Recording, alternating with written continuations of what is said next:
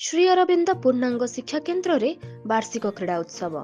बालेश्वर जिला नीलगिरी उपखंड औपदा ब्लॉक अधीन ईश्वरपुर पंचायत स्थित श्री अरविंद पूर्णांग शिक्षा केन्द्र रे 22तम वार्षिक क्रीड़ा उत्सव 2024 डिसेम्बर 13 और 14 तारीख 2 दिन धरी पालित हो जाइछि।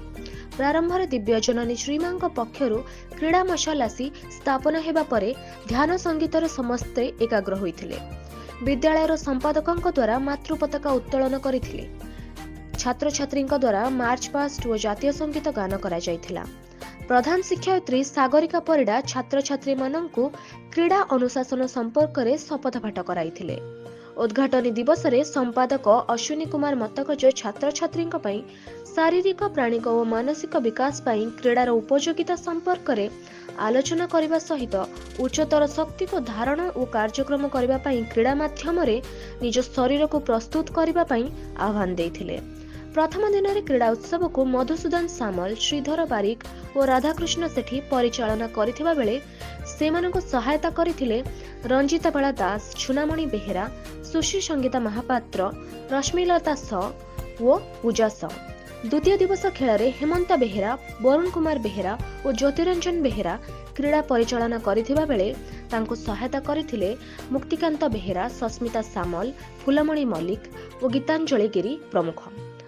अपराह्न 4 घटिकार मातृ पताका अवतरण पर क्रीड़ा उत्सव उद्यापित होइथिला।